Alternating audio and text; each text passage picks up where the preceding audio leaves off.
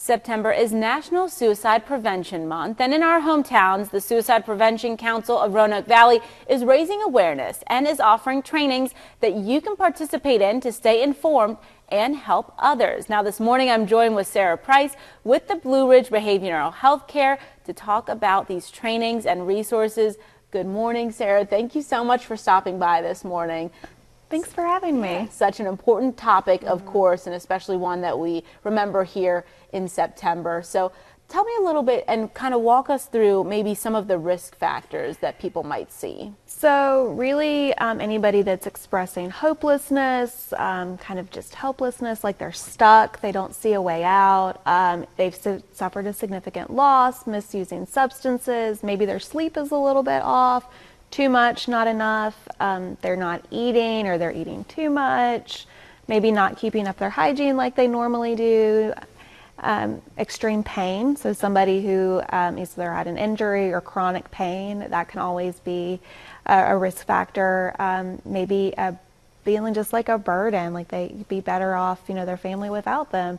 And even somebody that is kind of feeling those things and then quickly gets better, because for them, maybe they have a plan and that pain and that feeling is going to end soon. So we really want to make sure we're looking for those changes without really a reason for there to be a positive change. And I was just thinking about that too. This can be something that affects people all in a matter of probably even days, maybe a couple hours. I mean, it could come. It could be so minutes, fast, right? Yeah. There's half of all suicide deaths are impulsive, and that's why it's really important for lethal means safety. If you have access to firearms or medications or a way to die by suicide, that you're locking those up and just giving yourself as much time as you can, and when you're experiencing kind of those feelings.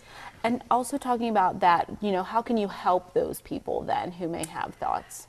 Just kind of being aware, doing the trainings like we talked about. We'll talk about that in a minute. But just providing support. There's so many things in the Valley that, whether it's professional supports like a counselor or psychiatric medication, or even just peer supports. I work primarily with veterans, so we have a group that gets together about once a month for female veterans. We're going to start doing that. We'll be meeting this weekend at the Humana Center at 10 a.m. for s'mores. There's also a resource fair at the Vet Center that we have, that will have all these resources for veterans and their families on the 27th. NAMI is a great group, the National Alliance on Mental Illness.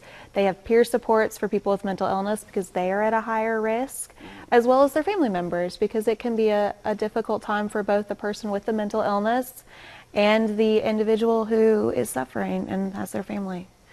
And you guys are also having those trainings on the 16th and 17th. Yes. So talk a little bit about so, those as well. I'm actually the facilitator for that one. It's called ASSIST, so Applied Suicide Intervention Skills Training. And it gives you, it's a 2-day, which is a lot, but it's super interactive. It gives you real world scenarios, real world techniques that you can use, so that if and when you come across somebody who's struggling, you have a phrase you can pull out, or a thing that you can say, or you kind of start to know what you're looking for.